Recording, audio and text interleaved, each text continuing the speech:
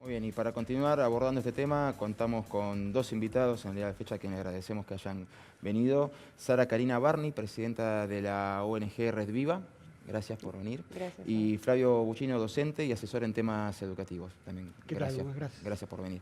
Primero, Sara, para contextualizar un poquito, ¿a qué se dedica la ONG Red Viva? Bueno, nosotros somos una asociación civil que acompañamos víctimas de abuso y familiares.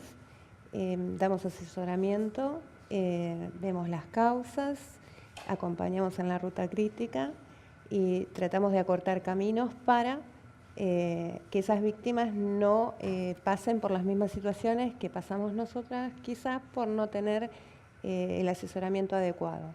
¿Y cómo viviste toda esta semana?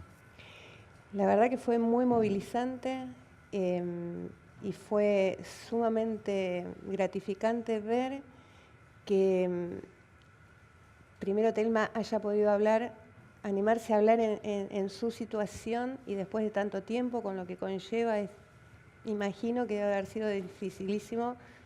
No podía dejar de mirarla cuando hablaba y me hacía acordar a mi hija que cuando habló, el cuerpo de ella hablaba, porque más allá del discurso que pueda dar una persona, lo intenso es lo que siente y lo que muestra cuando va contando lo que le pasó. Eso pasa por el cuerpo. Por eso queríamos sacar, hace mucho tiempo que estamos luchando por sacar que cuando los niños hablan, niños, niñas, adolescentes hablan, no pueden relatar situaciones que no hayan vivido y precisamente se trataba de esto. Así que fue súper movilizante y nos pareció un salto excepcional de que mucha gente haya tomado en cuenta y lo haya recibido también. Flavio. Mira, en principio lo primero, solidaridad con todas las que son víctimas, las que sabemos que son y las que todavía no sabemos si están en el anonimato, esas que todavía no llamaron al teléfono al 144 y que pueden hacerlo. Lo segundo es celebrar que se visualice, celebrar que esto aparezca. Es un debate escondido, mejor dicho, es un tema escondido, no puesto en debate. Y agradecerte a vos y al programa porque llamaron a alguien de educación, digamos. Fundamental me parece a mí que miremos las cosas como una cuestión que tenga que ver con la cuestión del aprendizaje social, digamos. La tercera cosa que te quería decir es que hay que entender que esto es un hecho, un fenómeno social que me parece que tiene, como fenómeno social, implica cientos de facetas, de miradas, de implicancias a futuro, y que, tomándola a Santoro, que acaba de decir, creo que hay que ser cauto en las palabras. Los medios de comunicación pueden ayudar mucho en esto. Creo que la sociedad tiene que implicarse mucho más en esta situación y tenemos que darnos cuenta que mientras pasemos por este fenómeno van a ocurrir un montón de cosas que pueden ser como derivaciones que se vayan dando y bandeos de una punta a la otra, pero siempre tratando de encontrar la resultante. La resultante es, para mí, para mi punto de vista, y por eso estoy acá, porque hoy me llamaron justamente porque escribí un tuit hace 48 horas con respecto a este tema, que tiene que ver con el cuidado. Cómo nos hemos desafectado del cuidado, la sociedad se ha desafectado del cuidado del otro, de los otros. Ella trabaja con chicos y con adolescentes, chicos, adolescentes, mujeres, ancianos, discapacitados. Una sociedad que se ha desafectado del cuidado del otro y que tenemos que entender que estas cosas nos hacen bien porque nos volvemos a resituar y a poner en el centro aquellas cosas que la sociedad tiene que cuidar. En este programa hemos abordado lo de la educación sexual integral varias veces, por suerte, encima tuvimos la suerte de invocarlo y que se viralizara desde este programa. Y cuesta entender a veces esa grieta que hay en la sociedad y que parecía que no lo pueden ni ver cuando ocurren estos casos. ¿Por qué? Porque dicen, no, vos, o sea, no servía la educación para prevenir lo que le pasó a ella. No, ¿cómo que no? Estoy hablando de la educación de él. Pero aparte, si me permitís, vos fijate, cuando vos le das espacio a una niña, niño o adolescente para que hable, es lo primero que va a hacer. ¿Por qué se nos Pedir la ocurre? educación sexual. Exactamente. ¿Por qué? Lo primero que se nos ocurre es por qué tanta objeción, ¿sí? Y si vos te fijas, los que más se oponen a la ESI no son las mujeres, son algunos hombres, ¿no? ¿Y por qué? Porque si vos tomás las estadísticas de UNICEF, donde los niños empiezan a hablar, o sea, hay de cada 5 niñas, una es abusada. De cada 11 varones, uno es abusado. Adentro de un aula, ¿cuántos niños tenés abusados? ¿Qué va a pasar si se empieza a hablar de ESI? Ahí la educación también se va a tener que hacer cargo, porque tienen que denunciar los maestros. Había una discusión interesante con el tema de la reforma que se hizo en el artículo 72, donde hoy los fiscales tienen que investigar de oficio. Y está muy bien, porque antes era solamente de acción pública y ahora es de instancia pública. Ahí hay otro tema que podríamos hablar porque se amplió también la 24270, que es la que va en contra de las madres que defendemos a los niños. Y es un problema. Pero está muy bueno que cualquier persona, cuando vos estás al tanto de un delito, tenés la obligación de denunciar, ¿sí? Así que si un chico a veces habla en un colegio, tiene el que recibe suele tener el temor de ahora me van a citar 500 veces. Los médicos te plantean lo mismo, ahora me van a citar 500 veces. Bueno, pero entonces tienen que fijarse de poner a trabajar en otra cosa, por ejemplo, con ropa, no con niños. Sí, estamos hablando de un país que a veces nos convocan para ir a fiscalizar una elección y nos vamos 400 kilómetros para no ir. O sea, el tema de la carga pública a nosotros nos excede bastante, ¿no? Hacernos cargo quizás Sí. nos excede. Sí, a ver, yo cuando hablamos de educación generalmente terminamos hablando solamente de escolarización y no de educación general. Yo creo que hoy acá nosotros estamos educando y no estamos en una escuela. Y entonces cuando uno se plantea la cuestión de la educación, en realidad se plantea la educación de la sociedad en general. Digo, sé que la escuela es uno de los elementos centrales, uno de los pocos que quedan que son específicamente, entre comillas, educativos.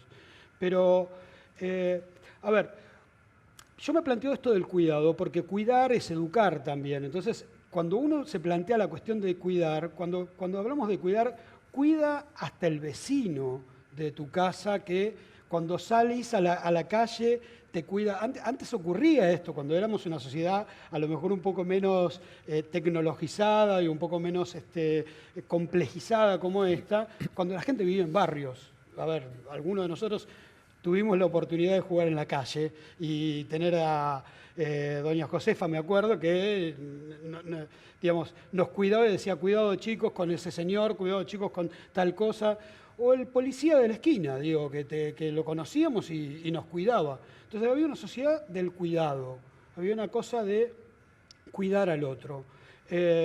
Cuando esto cae en la escuela, sí, a ver, sí, sin dudas, la escuela es un lugar donde el chico tiene, porque está muchas horas, porque concibe algunos lazos hasta afectivos con sus docentes para poder contar cosas que no cuentan en otro lugar. Pero, digo, si nosotros nos planteamos la educación desde otro lugar, yo creo que estas cosas podrían bajar mucho.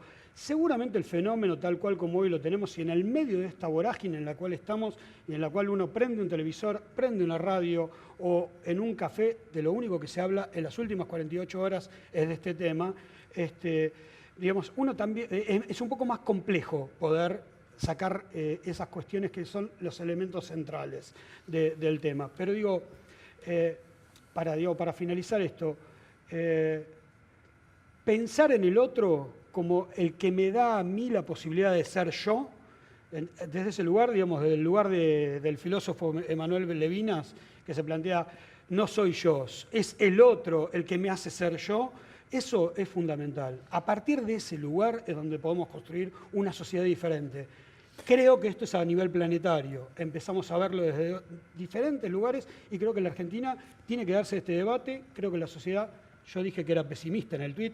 Yo creo que la sociedad en estas últimas 48 horas he visto algunas puntas muy interesantes. Y permitime aclararte, planetario a nivel occidental, ¿no? Hay otras culturas en las que esto no es ni siquiera criticable. Absolutamente. Bueno, desde el punto de vista de todo lo que estuvimos viendo, hay algo que se nos escapó, que prácticamente no fue abordado, que es el trabajo infantil.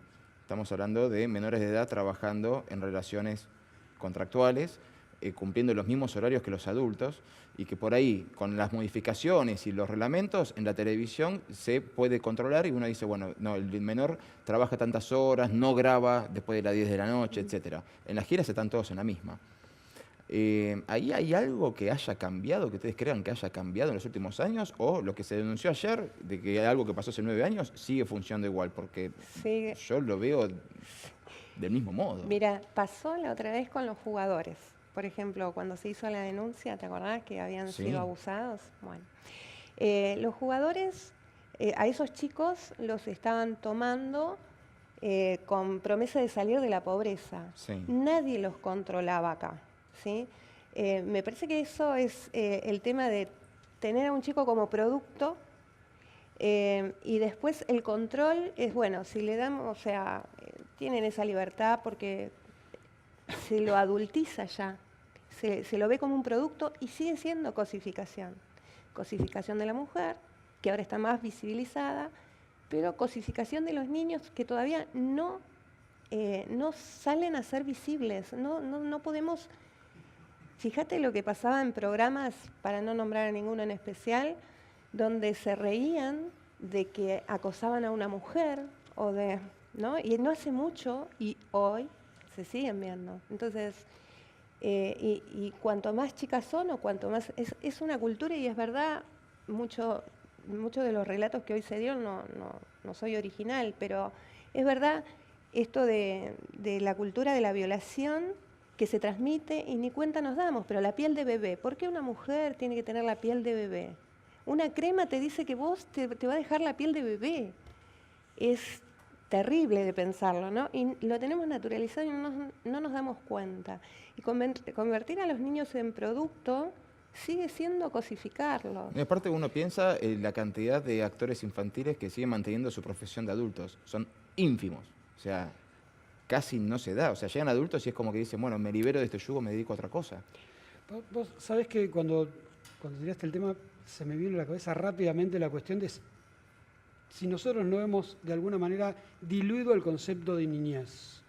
Digamos, ¿hasta dónde se es niño o hasta cuándo se es niño y cuándo se deja de serlo? Es que si yo veo a un niño en una ficción, me tengo que dar cuenta que en ese contrato de mentir y aceptar la mentira, que es la ficción, que alguien juega a mentirme y yo juego a aceptar esa mentira, ese chico está trabajando. Bien, ahí, digo, pero no solo en la televisión, digo, es como que atraviesa la sociedad de alguna manera. Esta cuestión de que se es adolescente hasta muy alta edad, o se es niño hasta cuándo, digamos... ¿Cuándo se puede votar? ¿Cuándo se puede ir preso? ¿Cuándo te el podés tema casar? de votar a los 16 o no votar a los 16. Lo que ha ocurrido es que nosotros veníamos, a ver, el siglo XIX, mejor dicho, sí, el siglo XIX a comienzos del XX, se tuvo bien definido cuál era el concepto de niñez. Digo, de hecho, los educadores tenemos claro, los chicos entran a cierta edad a la escuela, salen de cierta edad, a partir de cierta edad ya no se los considera niños, se los considera púberes o adolescentes y después son adultos. Y hay cortes y eso pasa también por el lado de lo legal, digamos, cómo eso repercute sobre lo legal y se dice hasta tal edad sos niño. Cuando cada uno madura cuando cada uno madura en distintos de aspectos diferente. y a distinta edad. Y también los adultos hemos regresado en algún lugar a ese punto. Cuando vos decías esto, yo pensaba, ¿cuántos adultos hoy no cuidan a sus hijos las salidas nocturnas, la previa de los boliches? El alcohol excesivo en esta lógica de chicos de 14, 15, 16 años que salen solos a partir de las 2 de la mañana. Con esto no estoy diciendo que haya que cortar estas cosas. Lo que digo es cuánto los adultos estamos cuidando a estos jóvenes y a estos chicos y cuál es la forma de cuidado que creemos que tenemos que tener. Te acordás algo tonto. A mí mis padres me daban toda la libertad del mundo, pero me dejaban la llave puesta. Por Cuando ejemplo. yo llegaba a casa, sí o sí tenían que verme como en qué condiciones llegaba. O yo recuerdo a mi mamá estar esperándome a las 3, 4, 5 de la mañana despierta. O me ha pasado a mí en estos últimos tiempos, tengo una hija de 18 años, tuve alguna previa en mi casa, porque la tuve que tener, y mi hija decirme, bueno, papá, ¿te vas? Y le digo, no, yo me voy a quedar, me quedo en un lugar donde no me ve nadie, pero me voy a quedar. Un adulto tiene, digamos, yo estuve en un programa de televisión hace poco que mostraban la cuestión de las salidas, las peleas de la salida de los boliches y este tipo de cosas, y la violencia en la escuela.